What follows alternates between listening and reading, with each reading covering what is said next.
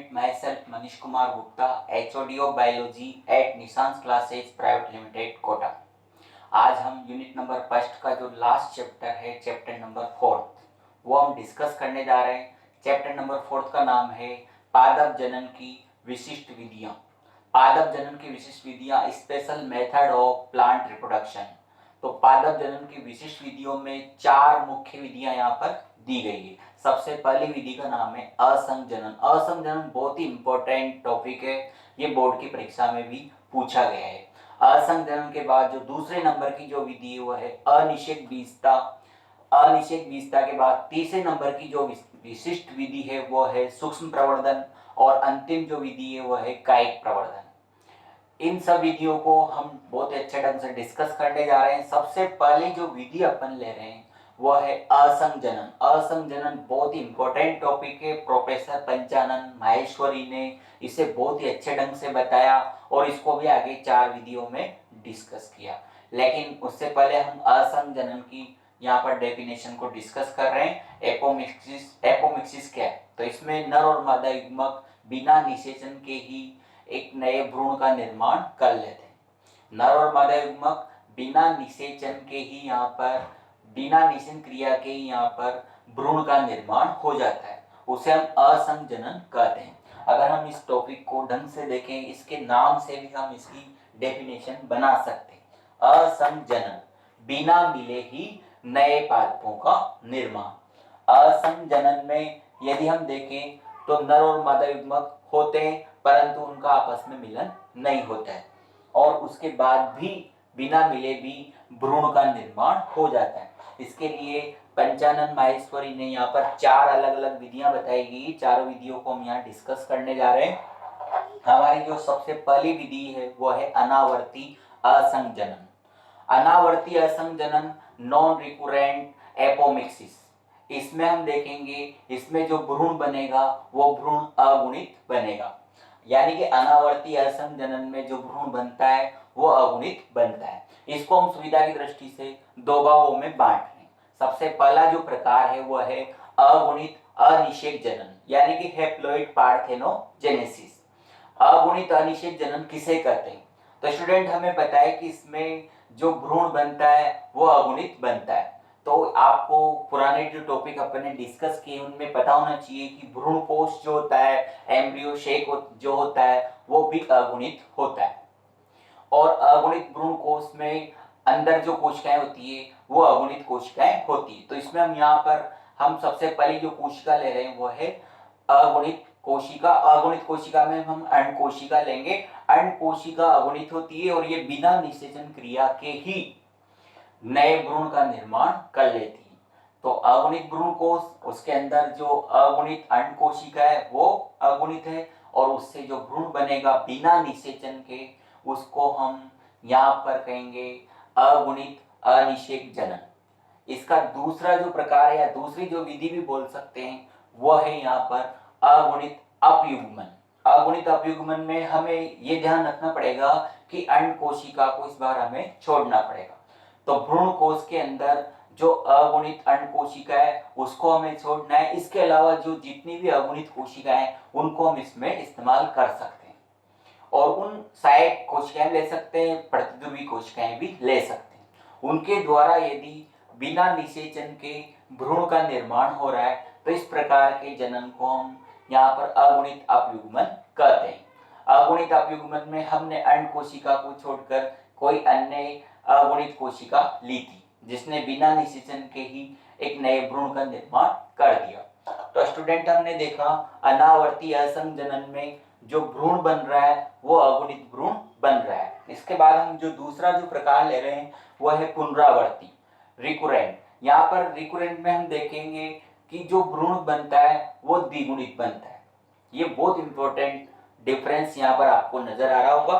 अनावर्ती में जो भ्रूण बनेगा वो अगुणित बनेगा, पुनरावर्ती में जो भ्रूण बनेगा वो द्विगुणित बनेगा। तो ये द्विगुणित भ्रूण बनता है, इसका क्या कारण है? इसका कारण ये है कि यहाँ पर जो अर्धसूत्रीबंध हो रहा है वो पूर्ण नहीं हो पाता है, और उसके अपूर्ण होने से ही ऐसी घटना होती है। इसको हम युग्मकोद्भिद असंजनन भी कह सकते हैं, यानी कि गैमेटोफाइट एपोमिक्सिस। यहाँ पर हम देखेंगे कि ये भी दो प्रकारों में बटा हुआ है। सबसे पहला प्रकार ले रहे हैं वो है जनन अपबीजाणुता। जनन अपबीजाणुता में हम देखेंगे कि यहाँ पर जो प्रसूतक कोशिकाएं होती है वो द्विगुणित भ्रूण कोष बना लेती है और द्विगुणित भ्रूण कोष की जो कोशिकाएं होगी वो भी सारी द्विगुणित ही होगी। तो द्विगुणित कोई भी कोशिका ले सकते हैं भ्रूण कोष के अंदर की और वो बिना निषेचन के ही द्विगुणित भ्रूण का निर्माण कर लेती, उसे हम जनन अपबीजाणुता कहते हैं। इसका जो दूसरा जो प्रकार है वो है कायिक अपबीजाणुता। कायिक अपबीजाणुता में ध्यान रखिएगा स्टूडेंट, जो बीजांड होता है, बीजांड के अंदर जो बीजांड काय होता है, बीजांड काय के द्वारा यह अध्यावरण जो सब द्विगुणित होते हैं, इनके द्वारा द्विगुणित भ्रूण कोष का निर्माण हो जाता है और यही द्विगुणित भ्रूण कोष के अंदर की जो कोशिकाएं होती है वो भी सारी द्विगुणित होगी और वो बिना निषेचन क्रिया के ही द्विगुणित भ्रूण का निर्माण कर लेती। तो स्टूडेंट एक बार फिर अपन इन दोनों टॉपिक को वापस देख सकते हैं। सबसे पहले अनावर्ती और दूसरा है पुनरावर्ती। अनावर्ती में अगुणित भ्रूण बनता है, पुनरावर्ती में द्विगुणित भ्रूण बनता है।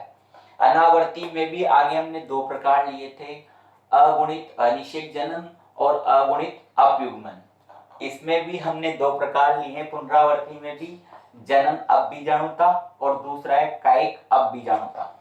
इसके बाद अब हम असंग जनन की तीसरी विधि ले रहे हैं, अपस्थानिक भ्रूणता। अपस्थानिक भ्रूणता में स्टूडेंट ध्यान रखिएगा, इसमें भ्रूण कोष का उपयोग नहीं होता है। अपस्थानिक में हम देखेंगे कि बीजांड के अंदर जो द्विगुणित कोशिकाएं वाली जो संरचनाएं जैसे बीजांडकाय है, अध्यावरण है, इनके द्वारा डायरेक्टली जो है बिना निषेचन के ही जो है नए भ्रूण का यानी कि द्विगुणित भ्रूण का निर्माण हो जाता है। इसे हम अपस्थानिक भ्रूणता कहते हैं। इसे हम बीजाणुद्भिद असंग जनन भी कह सकते हैं, स्पोरोफाइट एपोमिक्सिस। यहाँ पर हम लास्ट विधि ले रहे हैं कायिक असंग जनन। कायिक असंग जनन पहले भी हम डिस्कस कर चुके हैं लेसन नंबर फर्स्ट में।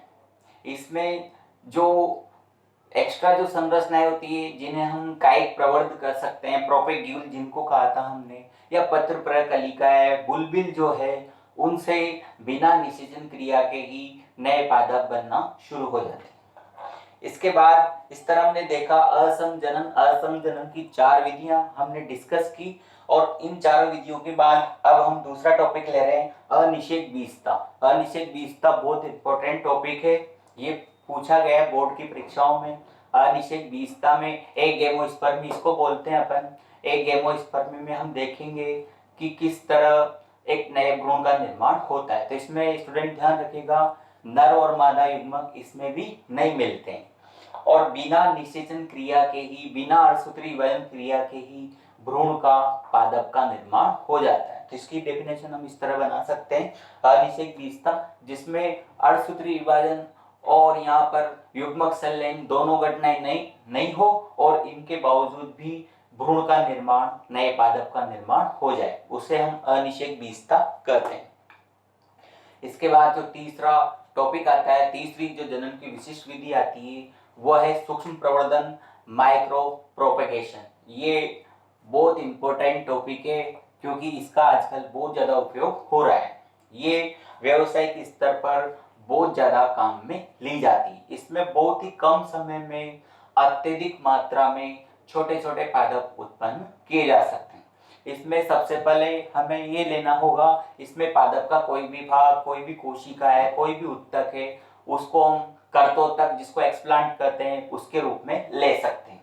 और उसके बाद अब हम इसको जो संवर्धन माध्यम होता है उस संवर्धन माध्यम में डाल देते हैं। संवर्धन माध्यम में डालते ही उसमें हम देखेंगे कि यहाँ पर एक असंगठित कोशिकाओं का समूह बन जाता है जिसको हम केलस कहते हैं। यह आपने पहले ही पढ़ रखा होगा। तो केलस असंगठित कोशिकाओं का समूह होता है और ये कैसे प्राप्त हुआ, इसके लिए हमने एक्सप्लांट लिया यानी कि पादप का कोई भाग लिया और उसको संवर्धन माध्यम में डाल दिया।